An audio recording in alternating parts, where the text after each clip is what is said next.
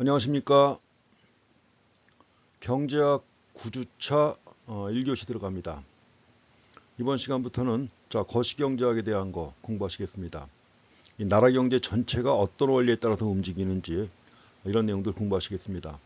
사실은 우리의 그 경제에 대한 관심은 우리가 앞에서 봤던 미시경제학보다는 그 거시경제학에 더 큰 관심이 있죠.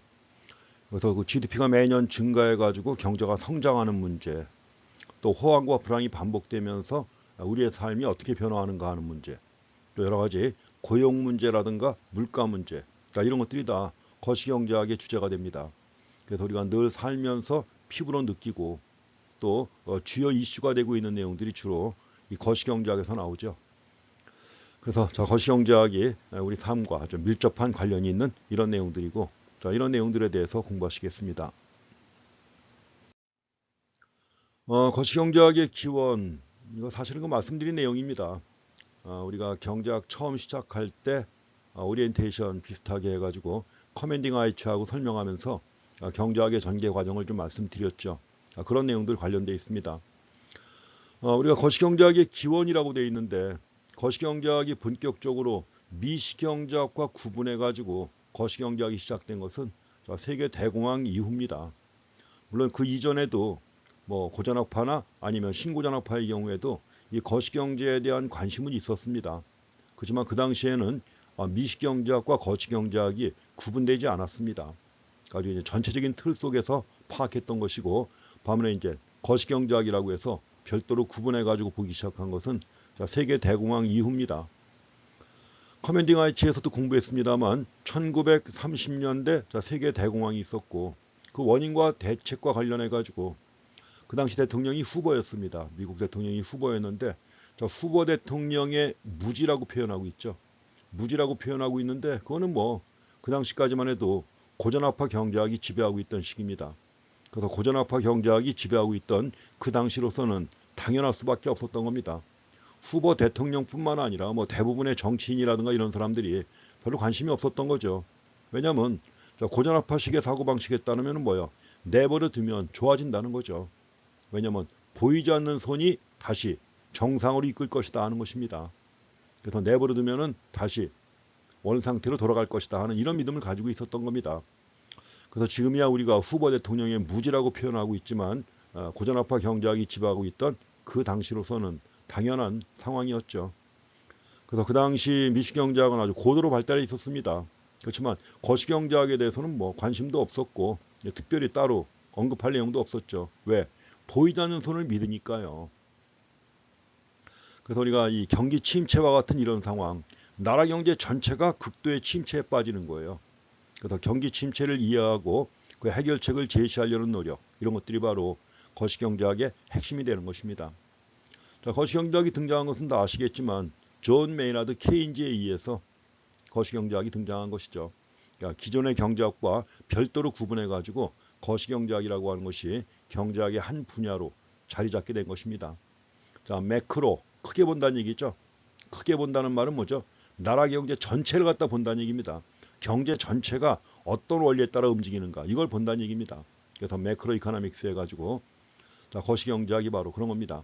경기 침체뿐만 아니라 이제 경제 성장, 또 경기 침체 상황에서 해결책을 제시하려는 노력, 이런 것들이 거시경제학의 핵심이 되겠습니다. 거시경제학의 질문과 미시경제학의 질문 구분해 놨는데, 거시경제학은 말씀드린 것처럼 그 나라 경제 전체를 얘기를 하는 거예요.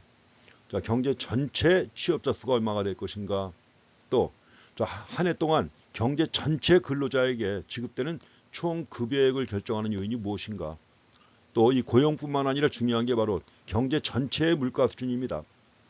가격이 아니라 물가 수준, 그 가격의 가중평균치라고 할 수 있는 또 가격을 종합한 바로 물가 수준을 갖다 결정하는 요인이 무엇이냐 하는 겁니다. 이제 가격이 아니라 물가죠. 그 다음에 경제 전체의 고용, 이것도 전체입니다. 경제 전체의 고용과 성장을 촉진하기 위해서 정부가 채택해야 하는 정책은 무엇인가. 우리가 보통 경기가 침체에 있을 때 이 고용을 늘리고 경제를 갖다가 회복시키고 나가서 경제를 성장시키기 위해서 정부는 어떤 일을 할 것인가, 이런 것들. 또 나가서 이제 국가 경제 사이에서도 마찬가지입니다. 우리가 국제 경제라고 하는 건데, 자, 미국뿐만 아니라 다른 나라 사이에 재화라든가 또 서비스, 금융자산과 같은 이런 교역을 결정하는 요인, 이건 무엇이냐 하는 거죠. 그래서 이제 국제 경제에 대해서도 맨 마지막 챕터에서 우리가 공부하실 것입니다. 그래서 나라 경제 전체를 갖다 구성하고 있는 각 부분들, 소비자나 생산자나 어떻게 행동할 것인가, 또 예컨대 시장에서 균형은 어떻게 이루어지는가, 이런 것들을 주로 연구하는 것이 바로 미시경제학이다 하면, 거시경제학은 일단 키워드가 있죠. 경제 전체를 대상으로 연구하는 것이 바로 거시경제학입니다. 그래서 우리가 거시경제학을 또 공부할 때는 항상 주의하실 게 있습니다. 뭐냐면 거시경제학이 경제 전체를 대상으로 한다고 해서 그럼 그 전체가 단순하게 부분의 합이냐 하는 것입니다. 부분의 합이냐. 그것이 아니라 거시경제학에서 중요한 전제가 되는 게 바로 전체는 부분의 합보다 크다는 것입니다. 자, 외국 교과서에서 많이 언급되는 얘기입니다. 전체는 부분의 합보다 크다. 그래서 우리가 거시경제학을 갖다 공부할 때는 자, 미시경제학에서 나왔던 여러 가지 그 경제 원리가 있는데 그 미시경제학의 원리를 갖다가 거시경제에 그대로 적용할 수 있느냐. 물론 적용되는 경우도 있습니다. 그렇지만 문제는 부분에 타당하다고 해서 전체에 적용하려고 할 때 오류가 발생할 수 있다는 것입니다. 그래서 이런 오류를 갖다가 논리학의 용어죠. 구성의 오류라고 합니다. 구성의 오류. fallacy of completion인데 이거는 뭐냐면 구성의 오류니까 구성의 오류에 빠지지 않도록 주의하라는 겁니다. 그래서 우리가 미시경제학에 적용되는 원리라고 해서 나라 경제 전체에 그대로 적용할 수가 없다는 것입니다. 그래서 구성의 오류에 빠지지 않도록 주의하라 이겁니다. 자, fallacy of completion 해가지고 합성의 오류라고 번역하는 책도 있습니다. 구성의 오류 또는 합성의 오류라고 번역하는데 우리가 이 거시경제 현상을 얘기를 할 때 구성의 오류의 대표적인 사례로 언급되는 게 바로 이 절약의 역설이라는 게 있습니다. 파라독스 오브 스리프트 해가지고 절약의 역설이라고도 하고 또 저축의 역설이라고도 합니다. 자, 저축 어떻게 할까요? 해야죠. 가계와 기업은 항상 저축을 해야 되는 것이죠. 왜냐하면 소득이 줄어들 때 또 소득이 끊어질 때 이런 데 대비해 가지고 젊었을 때 높은 소득이 있게 되면 지출을 줄이고 당연히 저축을 해야죠. 그래야만 미래에 대비할 수가 있습니다. 그래서 가계와 기업 모두 경제적으로 어려운 시기를 대비해서 지출을 줄이고 저축을 늘려서 대비합니다. 그래서 소비자도 지출을 줄이고 기업도 마찬가지로 근로자를 갖다 해고한다든가 해가지고 대응하는 거죠. 이게 바로 다 절약이고 저축입니다. 근데 문제는 뭐냐 하면 이러한 지출의 감소가 물론 개인적으로 볼 때는 분명히 바람직한 것이죠. 미래에 대비하려면 당연히 방법은 저축밖에 없잖아요. 근데 문제는 뭐냐면 이러한 지출의 감소가 나라 경제 전체에서 볼 때는 뭐예요? 경제를 침체시키는 원인이 된다는 것입니다. 경제를 침체시킨다. 왜냐하면 지출을 갖다 감소시키잖아요. 저축을 통해서 지출을 갖다 감소시킨다. 자, 소비가 감소하고 기업들도 투자가 감소합니다. 그럼 소비가 감소하고 투자가 감소한다. 그럼 나라 경제가 생산한 생산물이 팔려요, 안 팔려요? 안 팔리는 거죠. 저축을 늘리니까 소비를 줄이잖아요. 소비를 줄이면 물건이 안 팔리죠. 물건이 안 팔리면 기업들은 재고를 늘릴 것이고 재고가 증가하게 되면 생산이 감소하죠. 생산이 감소한다는 얘기는 결국 뭐예요? 경제가 침체한다는 얘기입니다. 그리고 경제가 침체하게 되면 저축은 다시 또 줄어들어요, 오히려. 저축이 증가한 것처럼 보이지만 경기가 침체하기 때문에 국민소득이 감소하고 따라서 저축은 오히려 감소하게 되는 겁니다. 그래서 결국 지출을 줄임으로써 대응하고자 했지만 가계와 기업은 더 나빠지는 결과를 가져오게 된다는 겁니다. 그래서 이거 갖다가 오류라고 하는 거죠. 역설이라고 하는 거죠. 분명히 절약 내지는 저축은 꼭 해야 되는 것이지만 그 많은 저축이 나라 경제 전체에서는 경기를 침체에 빠뜨리게 되고 침체에 빠뜨림으로써 오히려 국민소득이 감소하니까 저축마저 감소하게 되는 이런 결과가 나타난다는 것입니다. 이 절약의 역설이 원래 케인스의 이론에 기반을 둔 그런 얘기입니다. 그런데 사실은 엄밀하게 얘기하면 절약의 역설은 틀린 내용입니다. 절약의 역설이 왜 틀린 내용인가? 그것들은 각자 한번 해석해 보시기 바랍니다. 숙제입니다. 뭐 숙제라고 해서 뭐 과제물을 내야 되는 그런 숙제는 아니지만 절약의 역설이 왜 틀렸는지 그거를 잘 이해하셔야 됩니다. 그래야만이 우리가 이 나라 경제 전체를 갖다 이해할 때 또 그 중요한 한 축을 제공합니다. 원래 경제가 순환이라는 걸 잘 생각하시면 됩니다. 그래서 저축이 증가했다고 해서 경기가 침체하고 또 저축마저도 감소한다 이렇게 말씀을 드렸는데, 자, 지금 말씀드린 이 내용이 케인스의 주장에 기반을 둔 그런 내용인데 엄밀하게는 틀렸다는 거 염두에 두시고서 왜 틀렸는가 하는 것을 각자 한번 검색을 한다든가 해서 확인하시기 바랍니다. 절약의 역설이 왜 틀린 내용인지 확인하시고, 어쨌든 간에 이 절약의 역설이 바로 구성의 오류의 대표적인 사례입니다. 그래서 나름대로 거시경제에는 거시경제에만 적용되는 원리가 있다는 거 또 이해하고 지나가시면 되겠습니다. 자, 거시경제학 이론과 정책에서 나와 있는데 우리가 세계 대공황 이전 30년대 이전입니다.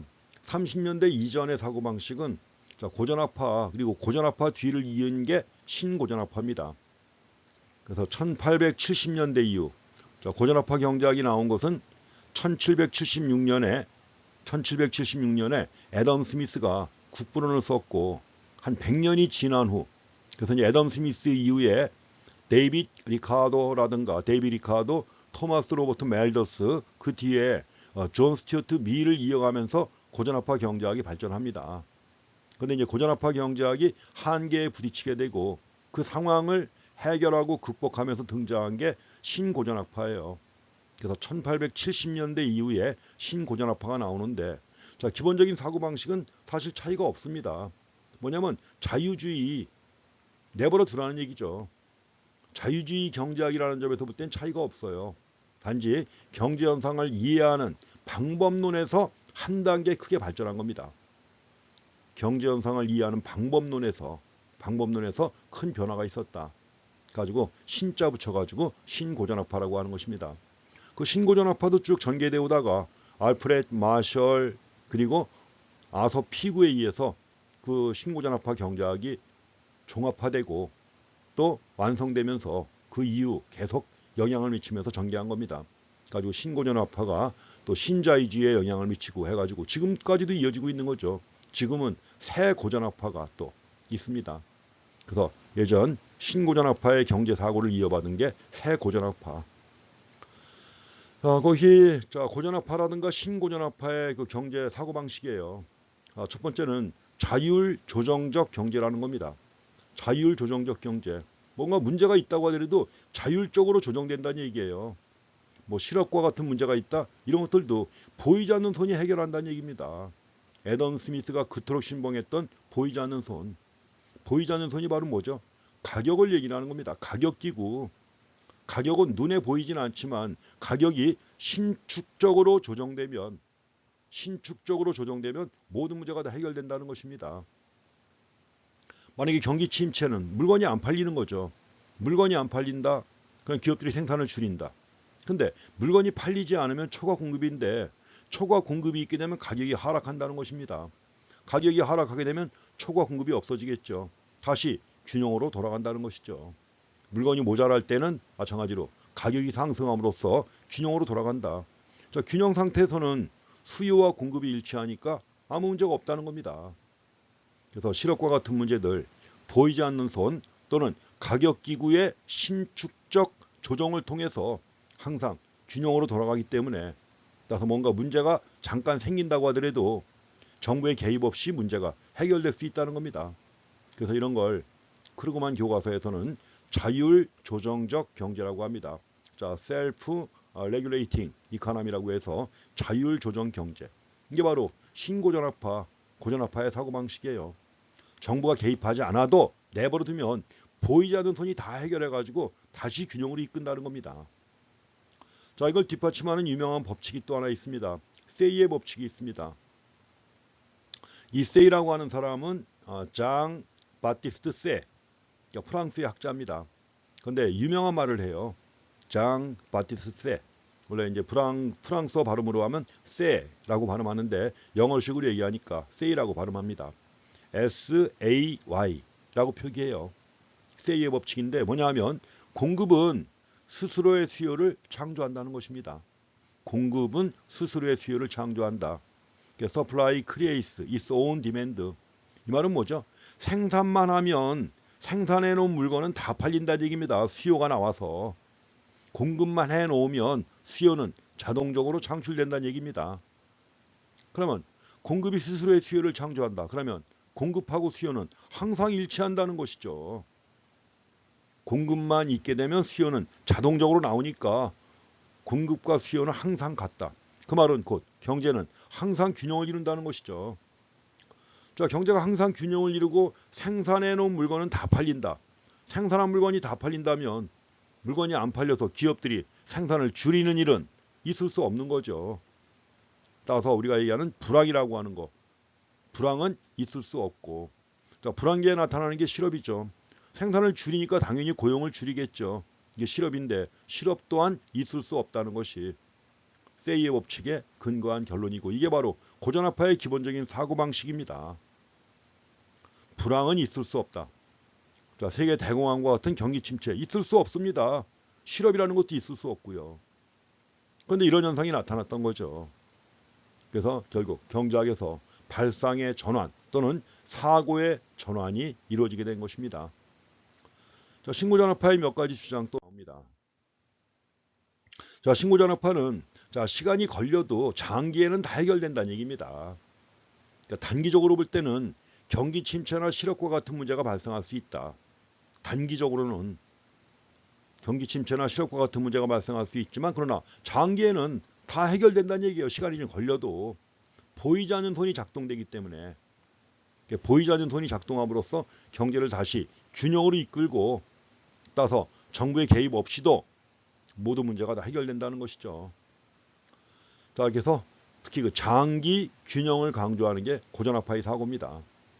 자, 최근에도 고전화파식의 사고방식에 동조하는 경우 뭐냐 하면 장기에는 고전화파의 주장도 맞다는 얘기입니다. 장기에는 고전화파의 주장도 맞다. 그래서 최근 들어와 가지고는 고전화파 계열의 학자들, 우리가 흔히 고전화파 계열하면 뭐 얘기하는 것이죠? 통화주의자, 시카고 대학을 중심으로 하는 통화주의자, 그리고 새 고전화파 다 뭐예요? 고전화파 계열인데 이런 고전화파 계열의 학자들이라든가 케인스 계열의 학자들 대표적인 게 새 케인스 학파입니다. 우리가 공부하는 책을 쓴 크루그만 그리고 유명한 그 맨큐의 경제학을 쓴 맨큐 다 새 케인스 학파예요. 그래서 케인스 계열의 학자들 모두 장기에는 고전화파의 주장도 타당성이 있다는 겁니다. 그렇지만 중요한 건 장기에는 고전화파의 주장이 타당성이 있지만 그러나 문제는 단기도 중요하다는 거죠. 단기도 중요하다. 그러니까 유명한 케인스의 말이 있죠. 장기에는 우리 모두 죽는다. 우리 모두 무덤에 있다고 그래요. 그러니까 지금 당장 내가 실업자가 돼가지고 먹을 게 없는데 굶어 죽고 난 다음에 장기에 다시 균형으로 돌아간들 이게 뭐가 바람직한 거냐는 얘기죠. 그러니까 당장 눈앞에 펼쳐진 실업이라든가 이런 문제를 당장 해결해야 한다는 것이 바로 케인스의 주장이고 그래서 케인스의 이러한 주장이 받아들여져서 바로 미국에서 뉴딜 정책이 나오고 이걸 바탕으로 해가지고 미국 경제가 다시 회복되면서 물론 미국 경제뿐만 아니라 전 세계 경제가 다시 회복되면서 그러다가 2차 대전 이후 약 30년간 자본주의의 아주 최고의 발전을 갖다 보이면서 케인스 경제학의 주류가 된 것입니다. 물론 그러다가 이제 다 아시겠지만 다 아시죠? 1970년대 스태그플레이션 나타나면서 케인스 경제학이 잠시 빛을 잃고 그 상황에서 신자유주의가 득세하면서 하이에크가 노벨상까지 받게 되는 이런 결과가 나타났던 겁니다. 그렇지만 이제 근래 들어와 가지고 또 글로벌 금융 위기를 맞이해서 신고전화파는 약간 또 침체에 빠졌고 다시 케인스 경제학이 빛을 갖다 보고 있는 것입니다. 어쨌든 간에 그래서 1930년대 이전 신고전화파 또는 고전화파의 사고방식도 항상 이해하고 계셔야 됩니다. 그리고 최근의 견해는 고전화파나 신고전화파의 견해도 극단적인 견해라고 하더라도 장기에는 장기에는 타당성이 있다. 이런 것이 최근의 학계의 결론입니다. 그래서 말씀드린 것처럼 그 장기에 대한 케인스의 생각이 나와 있죠. 말씀드린 것처럼 장기에는 우리 모두 죽는다 이거죠. 그 현재의 상황에 대해서 지금 당장 눈앞에 펼쳐진 것은 극도의 경기 침체와 대량 실업이고 먹을 게 없어갖고 뭐요. 정부가 주는 식량을 받아 먹으러 줄 서 있는데 장기에 어떻게 할 거냐 장기에. 그래서 현재 상황에 대해서 너무 장기적으로만 보는 것은 잘못된 것이다. 케인스의 사고방식입니다. 장기에는 우리 모두 죽는다. 자, 예컨대 폭풍의 시기에 폭풍이 지나가면 바다는 다시 잔잔해진다. 라고만 말하는 것은 경제학자는 자신을 너무 쉽고 쓸모없는 존재로 보는 것이다. 해가지고 존 메이너드 케인스가 1923년에 한 말이에요. 원래 케인스의 유명한 저서가 고용, 이자 및 화폐에 관한 일반 이론이 있죠. 그거는 1936년에 나온 것입니다. 그렇지만 그 책이 나오기 이전부터 케인즈는 아주 크게 활약했죠. 잘 아시겠지만 1차 대전이 끝난 다음에 그 전후 평화를 위해서 베르사유 회담이 열릴 때도 영국 대표로 케인스가 참석을 했고, 그래서 그 이전부터 이제 케인스가 크게 인정을 받기 시작했던 건데 1936년에 자신의 경제 이론을 종합한 일반 이론이라는 책을 낸 겁니다. 1936년. 자, 케인스는 일찍 죽었죠. 1947년에 죽었습니다. 자, 이렇게 해가지고 케인스, 장기에 대한 케인스의 생각도 한번 보시고요. 그러니까 결국 기다릴 수 없다는 거죠. 좋아질 때를 기다릴 수 없으니까 당장 좋아지게 만들어야 된다는 겁니다. 이게 바로 케인스의 사고방식이고 이런 것들이 거시경제학의 기반입니다. 그래서 1930년대 이후의 사고방식은 케인스 경제학이 지배하게 됩니다. 30년대 이후에 케인스 경제학이 지배하게 된다. 자, 세계 대공황과 같은 극도의 불황인데 이게 뭐냐? 불충분한 지출이 원인이라는 거죠. 불충분한 지출이 원인이다.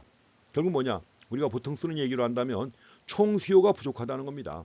나라 경제 전체에서 총수요가 부족하다.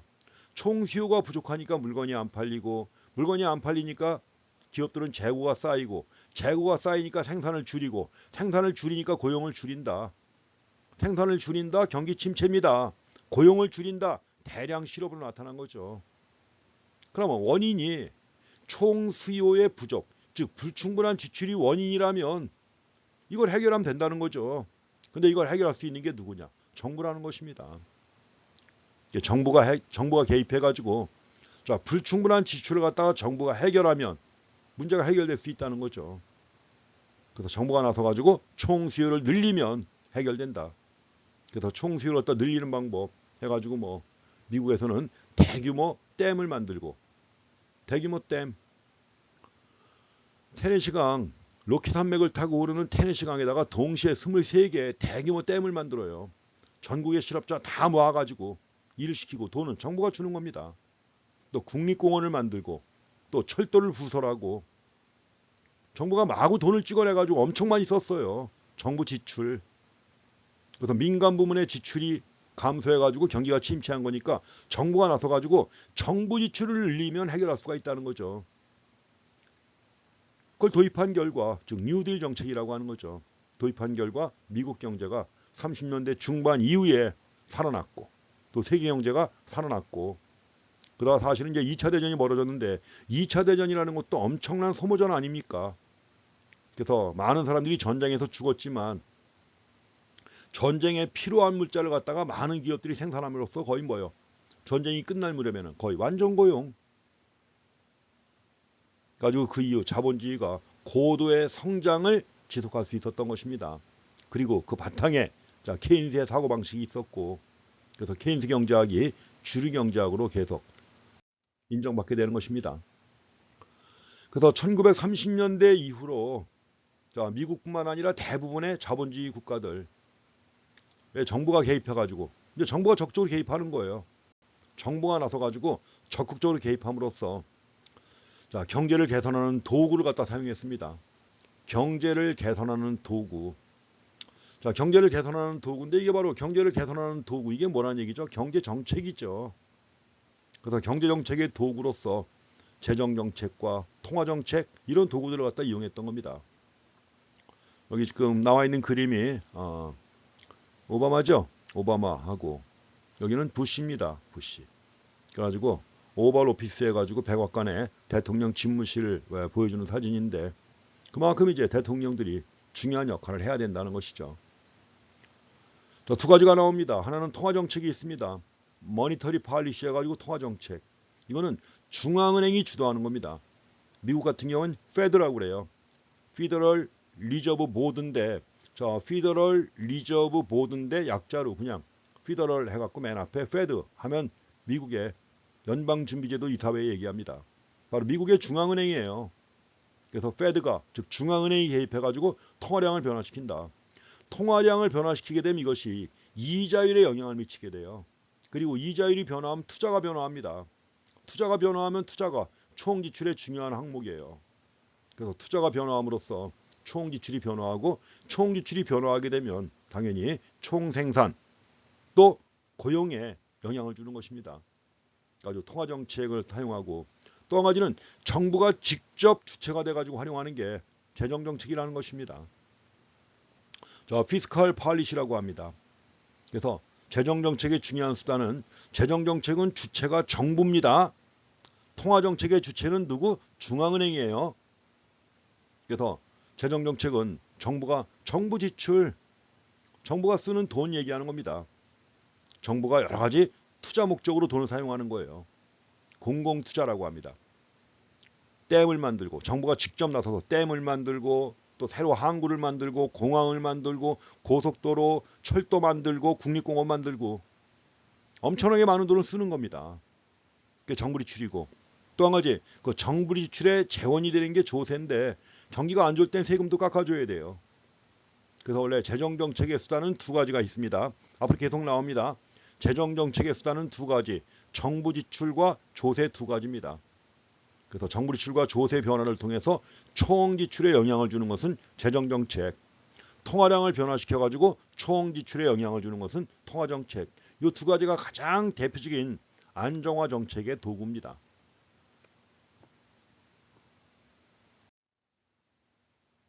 자, 단기 경기 순환과 관련해 가지고 이제 뒤에 가면 자세히 볼 겁니다. 경기 순환은 거시경제적으로 볼 때 경기 순환은 단기예요. 짧은 기간. 그럼 단기가 몇 년이냐?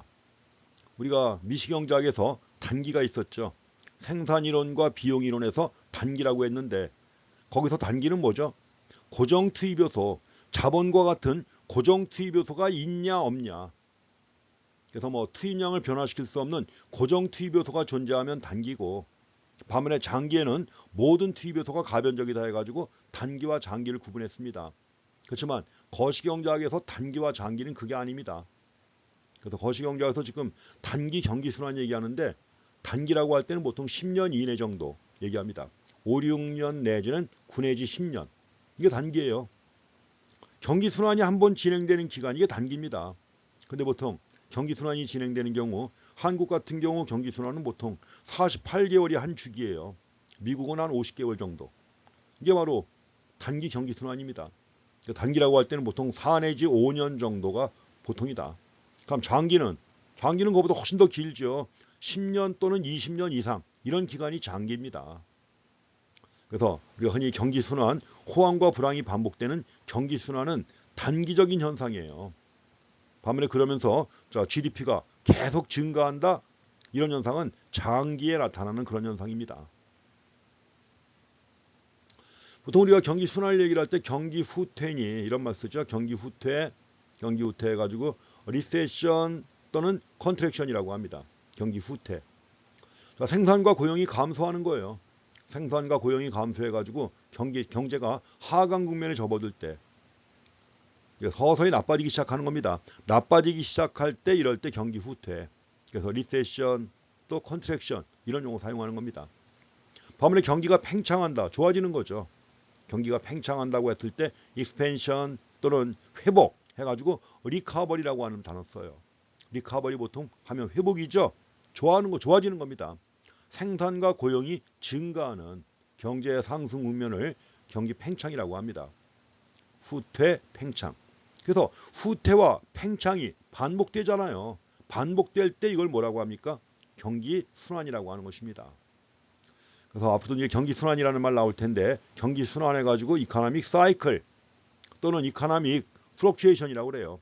이코노믹 대신에 비즈니스라고도 쓰죠. 비즈니스 사이클 또는 비즈니스 플럭추에이션. 경기 순환입니다. 왜 순환이냐? 호황과 불황이 반복된단 말이에요. 호황과 불황이 단기적으로 번갈아가며 반복되는 거죠. 반복되는 이런 현상을 갖다가 경기 순환이라고 합니다. 그래서 경기 순환이 이루어지는 이런 정도 기간은 단기라고 하는 기간입니다. 단기라고 하는 기간. 단기적으로 번갈아가며 나타나는 것이다. 그럼 이제 경기 순환이 반복된다고 했을 때 좋을 때야 좋지만 좋을 때라고 해서 항상 좋으냐? 그건 아닙니다. 그런데 또 문제가 생겨요. 뭐냐면 경기가 팽창할 때는 또 문제가 있습니다. 경기는 좋아요. 생산도 증가하고 고용도 증가하니까 경제가 좋은 거죠. 근데 이럴 때 인플레이션이 유발됩니다. 인플레이션이 유발된다. 반면에 경기가 후퇴가 됐을 때 제일 중요한 문제는 뭐죠? 고용이 감소해가지고 실업이 증가한다는 거죠. 자, 인플레이션과 실업 두 가지가 거시경제의 가장 골칫거리 문제입니다. 나라 경제 전체를 놓고 볼 때 가장 골치 아픈 문제가 자, 인플레이션 문제하고 실업 문제예요. 그 두 가지만 다 해결한다. 이건 대박입니다, 진짜. 실업과 인플레이션이 없이 경기가 지속적으로 성장만 이루어진다. 뭐 이보다 더 좋을 수는 없는 겁니다. 이걸 가능하게 만드는 이런 걸 가능하게 만드는 정부의 노력을 그래서 우리가 이걸 경제 안정화라고 합니다.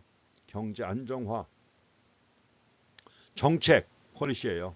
그래서 스테빌라이제이션 폴리시라고 해서 경제 안정화라고 합니다. 자, 긴축 정책 타이트. 긴축 정책은 어떨 때 하는 거예요? 인플레이션이 유발될 때. 자, 인플레이션 가능성이 있을 때 실시하는 게 긴축 정책입니다.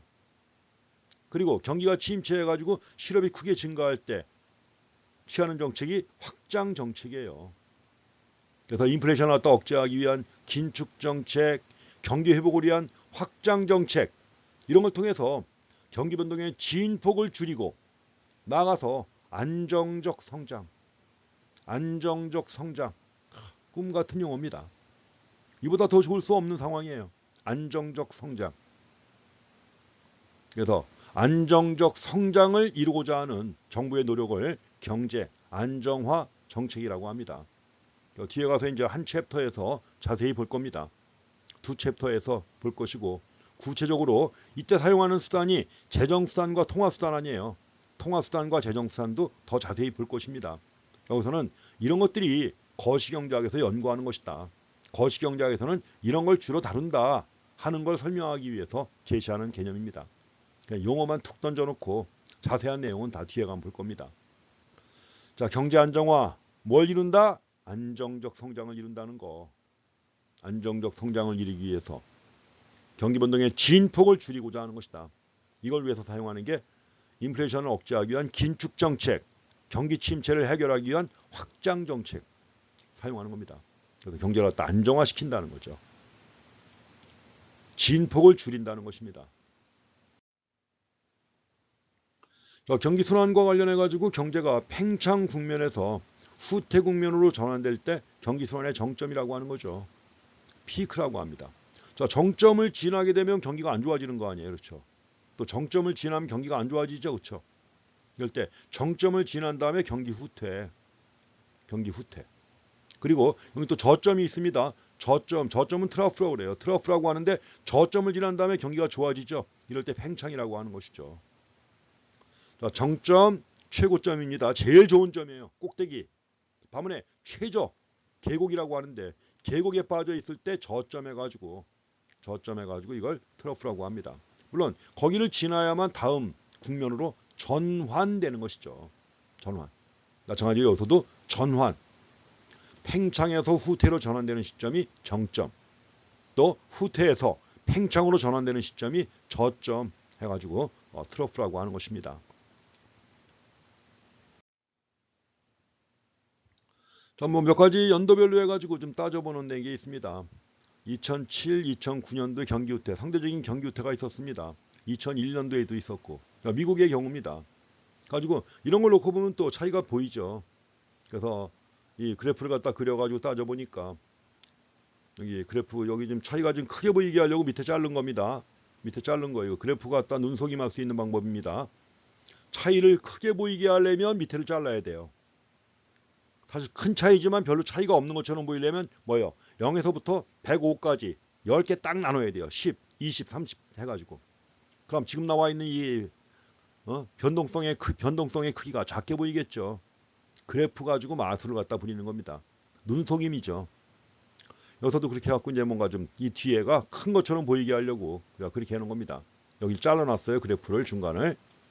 그래서 2001년의 경기 후퇴가 2007, 9년의 경기 침체보다는 심각하지 않았다는 걸 갖다가 자 그래프로 보여줄 수 있고요.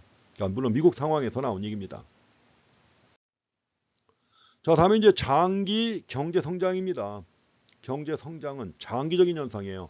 경기 변동은 경기 순환은 단기적인 4 내지 5년에 걸쳐서 일어나는 단기적인 변화지만 경제 성장이라고 할 때는 10년 또는 그 이상 20년, 30년 그 이상에서 이루어지는 실질 GDP의 증가를 얘기를 하는 것입니다. 그래서 이런 게 장기예요. 거시경제학에서는. 장기가 얼마냐? 최한 10년 정도 이상 보시면 됩니다. Long Run Economic Growth. 자, 시간의 흐름에 따라 경제의 산출량. 자, 산출량은 보통 실질 GDP로 표시합니다. 경제의 산출량이 지속적으로 상승하는 추세를 갖다가 장기 경제 성장이라고 하는 것입니다. 여러 가지 뭐 보유 가구 비율 이런 것들을 갖다 가지고 있느냐 해가지고 1905년, 1955년, 2005년도에 뭐 이렇게 나왔는데 뭐 옛날에 상상할 수 없었던 여러 가지 가전제품들 뭐 지금은 뭐 엄청나게 많이 쓰고 있잖아요. 이런 걸 가지고도 비교합니다. 또. 자, 성장, 장기적 선택이에요. 여기도 보면 단기적으로 볼 때는 호황과 불황이 반복됩니다. 단기적으로 볼 때는 크건 작건 호황과 불황이 반복되잖아요. 경기가 좋았다가 갑자기 1931년에 이게 대공황이에요. 대공황. 그러다가 2차 대전을 계기로 해가지고 1940년, 45년에 경제가 엄청 성장함지죠. 이게 전쟁의 영향입니다. 전쟁으로 많은 것들이 파괴가 되고 했지만 파괴된 것을 갖다가 부흥하는 과정에서 뭐요? 빠른 성장을 보이는 거죠. 그러다가 자본주의가 지속적으로 계속 발전해 갑니다. 실질 GDP가 계속 증가하죠. 그러다가 이제 물론 여기서도 또 다시 또 경기가 침체하게 되는 상황. 좀 전에 2007년, 9년 얘기했었잖아요. 이런 상황. 그렇지만 이런 단기적으로 볼 때 이런 증가와 감소가 반복되지만 중요한 건 장기적으로 볼 때 경제가 어떻게 꾸준하게 실질 GDP가 증가하잖아요. 자, 실질 GDP가 꾸준히 증가하는 이런 현상을 우리가 볼 수 있죠. 이게 바로 뭐예요? 장기 경제 성장입니다. 그래서 장기 경제 성장 덕분에 미국인들은 보다 많은 물질적 재화를 공급할 수 있게 됐다는 거죠.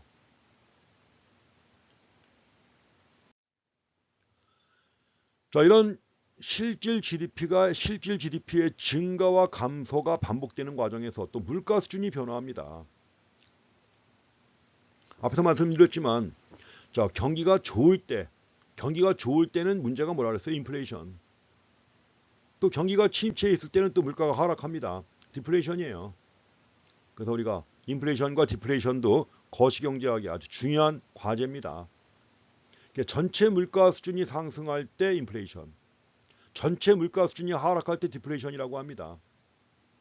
두 가지 중에 인플레이션과 디플레이션 중에 뭐가 더 무서울까요? 과거에는 그냥 뭐 자고 일어난 물가가 올랐기 때문에 인플레이션을 갖다 해결하는 것이 중요한 과제였지만 전문가들 얘기 들어보면 뭐요? 디플레이션이 더 무서운 것이다 이렇게 얘기를 합니다. 자산 가격의 거품이 꺼진다. 우리나라도 아무래도 앞으로 좀 그런 가능성이 큽니다.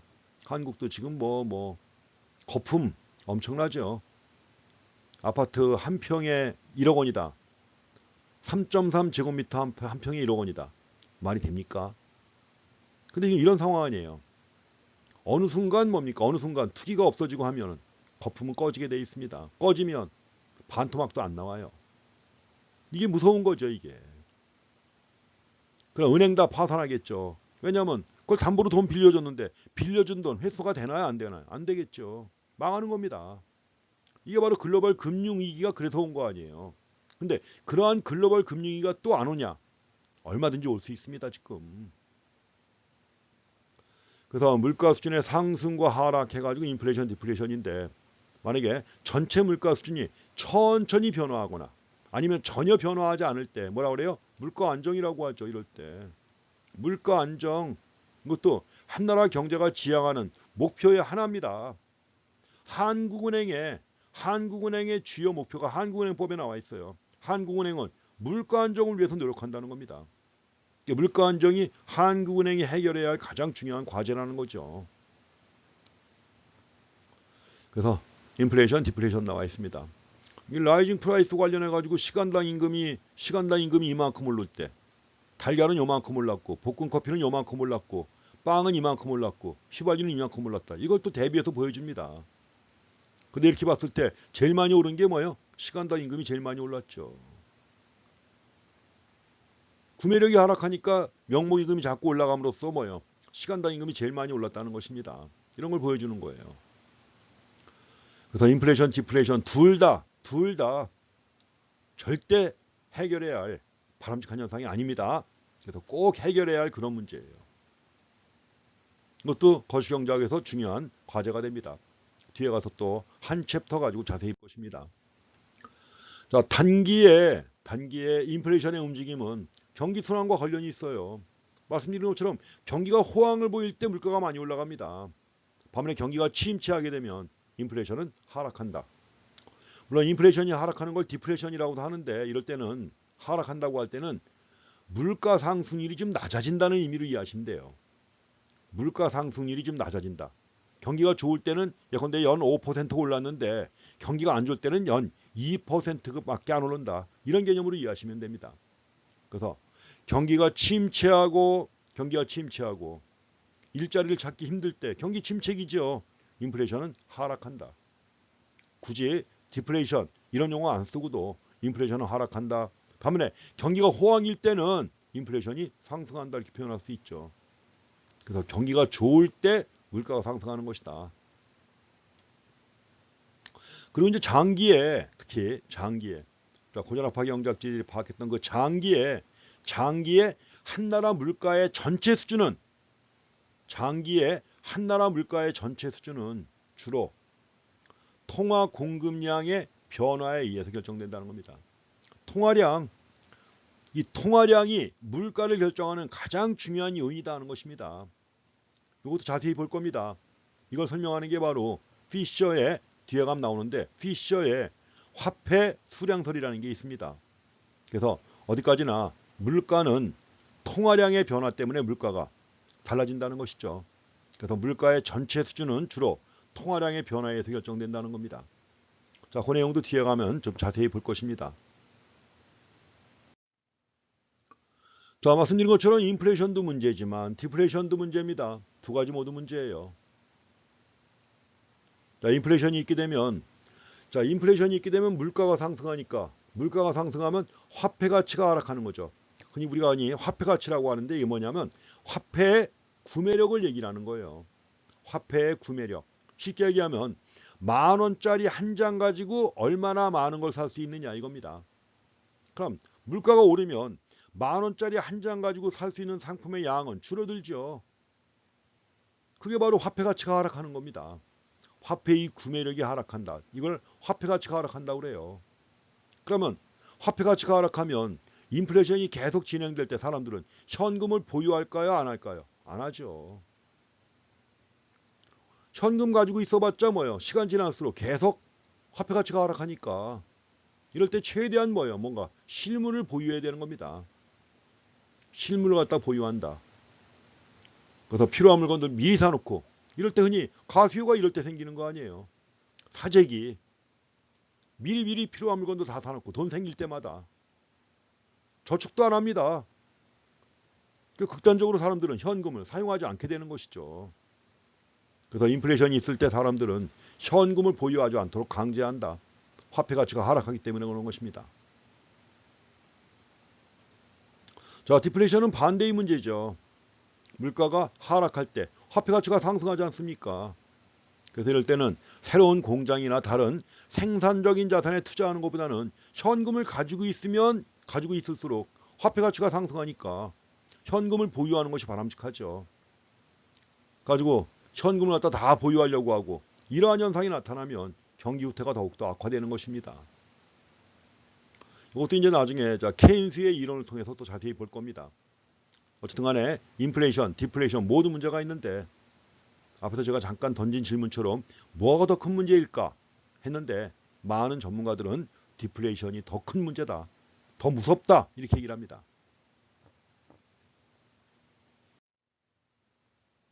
자, 신속한 인플레이션 지표도 있습니다. 자, 맥도날드 햄버거 가격 가지고 비교를 해요. 인플레이션 지표. 이것도 중요하죠. 그렇죠? 물가를 나타내는 지표로서 맥도날드 햄버거가 얼마나 올랐느냐 이거죠. 그래서 54년에 맥도날드 1호점에서 햄버거는 15센트였다. 2013년에 똑같은 햄버거가 1달러에 판매가 됐다. 그러면 이 1954년에 비해서 2013년에 물가가 6.5배 올랐다는 얘기죠. 6.5배. 6.5배면 몇 퍼센트입니까? 이게 650센트예요. 650%. 그렇지만 이제 햄버거는 그랬지만 전체 소비자 물가를 비교해 보면 오히려 전체 소비자 물가가 더 빨리 상승했다는 걸 또 파악할 수가 있습니다. 뭐 흔히 많이 얘기하죠. 뭐 저는 잘 기억 안 나는데 뭐 1970년에 짜장면 한 그릇이 얼마였는데 지금 얼마다. 이런 식으로 물가 비교하는 사람들 많이 있습니다. 참 기억력도 좋아요. 1970년에 짜장면 한 것을 얼마 주고 사 먹었는지 그걸 어떻게 기억합니까? 주로 택시기사들이 그런 얘기 많이 합니다. 1980년에 짜장면 한 그릇이 얼마였는데 지금 얼마다. 근데 그 사람들도 짜장면 값을 몰라서 그래요. 인후에 와보세요. 인후. 짜장면 얼마입니까? 4,500원. 그냥 짜장면만 먹을 때 3,500원이죠. 짜장면 3,000원인가? 짬뽕 3,500원이고 이것하고 비교해야죠. 그렇죠? 역시 가격 인하입니다. 인하는. 가격 인하 대 합격 인하. 그런 거죠. 근데 이제 택시 요금은 그때 얼마였는데 지금 얼마다. 이런 얘기하는 거죠. 짜장면 값 오른 거에 비하면 택시 요금 안 올랐다는 이런 취지로 얘기하는 겁니다. 이런 식으로 비교해가지고 물가 비교하는 경우도 많이 있습니다. 거시경제학의 또 한 가지 중요한 주제 중에 하나가 국제수지의 불균형 문제입니다. 사실 이제 국제경제에서도 국제무역이 있고 국제수지가 있는데 국제무역은 주로 미시적인 측면에서 많이 파악을 해요. 무역은 미시적인 측면에서. 왜냐하면 교환 아니에요. 이것도. 단지 국가 간의 교환일 뿐이지 교환 아니에요. 교환은 시장에서 이루어지잖아요. 근데 그 무역 결과 나타나는 국제수지의 불균형, 이게 바로 거시경제학의 주요 관심거리입니다. 자, 미국은 개방경제고 다른 나라와 재화와 서비스를 교역한다. 근데 2013년에 미국은 큰 무역수지 적자를 봤다. 2013년뿐만이 아닙니다. 미국은 뭐예요? 적자를 본 적이 한 번도 없어요. 무역수지에서. 항상 수출보다는 수입이 엄청 많은 나라가 미국입니다. 그래서 만약에 수출보다 수입이 많다. 그럼 당연히 뭐예요? 당연히 무역수지에 적자가 되는 것이고 이 국제수지의 불균형 문제, 이게 바로 거시경제학의 중요한 관심거리입니다. 우리가 적자, 흑자 개념은 아시죠? 사실 적자는 이렇게 해서 빨간색으로 쓰고 흑자는 까만색이나 파란색으로 쓰려고 했는데 제가 까먹었어요. 자, 무역 적자, 트레이드 데피시트. 자, 한 국가가 외국인들로부터 구매하는 재화와 서비스의 가치가 구매하는 거 뭐죠? 수입입니다. 수입이 외국인들한테 판매하는 재화와 서비스의 가치 수출이죠. 자, 수입이 수출보다 클 때 이럴 때 무역 적자라고 하는 거죠. 왜냐하면 수입이 크면은 들어온 돈보다 들어온 외화보다 나간 외화가 더 크잖아요. 이럴 때 무역 적자, 일반적으로는 이제 무역 적자라는 말보다는 지금은 이제 그 상품 수지라고 합니다. 우리나라 상황 나중에 볼 겁니다. 그러니까 국제 수지에서 국내에서 쓰는 용어 볼 거예요. 그냥 가장 단순하게 영어 원어 그대로 쓴다면 무역 적자. 반대로 무역 흑자는 뭐예요? 수출이 수입을 초과하는 경우죠. 이것도 바로 거시경제학의 중요한 분석 대상입니다. 판매하는 수출이 구매하는 수입보다 더 크다 이거죠. 이럴 때 흑자라고 하는 것이죠. 보통서 이런 거 가지고 이제 경상수지라고 합니다. 경상수지, 흑자, 적자 이런 얘기하는 것이죠. 그래서 주로 상품과 서비스 이런 걸 포함해 가지고 흑자, 적자를 갖다 중요시합니다. 자, 그래서 국제수지 불균형 문제도 거시경제학의 중요한 연구 과제다 하는 겁니다. 물론 이제 국제수지 불균형, 무역 불균형의 원인은 여러 가지가 있습니다. 그래서 뒤에서도 이거 볼 겁니다. 수출과 수입 사이에 전체적인 균형, 수출과 수입 간의 전체적인 균형을 결정하는 것도 역시 투자와 저축에 관한 의사결정에 달려 있습니다. 그 원리도 자세히 볼 겁니다. 그래서 일반적으로 저축과 비교할 때 투자 지출이 높은 나라들 있죠. 저축에 비해서 투자가 많은 나라들, 이런 나라들이 보통 무역 적자를 갖다 보입니다. 반면에 저축에 비해서 낮은 투자 지출을 갖다 보이는 나라들, 이런 나라들이 무역 흑자를 갖다 보이는 것이 일반적입니다. 왜 그런가 하는 것도 역시 뒤에 가서 한 챕터에서 따로 볼 것입니다. 자, 거시경제학에 개관해가지고 일단 여기까지입니다. 뭐 이렇게 슬라이드가 좀 많지 않죠. 이렇게 슬라이드가 적고 짧게 한 것이 처음인 것 같습니다. 그래도 이렇게 하고 다음 2교시도 마찬가지로 길지는 않습니다. 여러 가지 GDP라든가 아니면 물가 이런 데 대한 개념 갖고 정리해 보는 겁니다. 거시경제 지표 볼 것인데 자, 그것도 이렇게 길지는 않습니다. 그러나 그것만 지나가면 그 뒤에서 또 역시 긴 내용이 계속 이어질 수밖에 없습니다. 이번 시간 여기까지 하겠습니다. 자, 수고했습니다.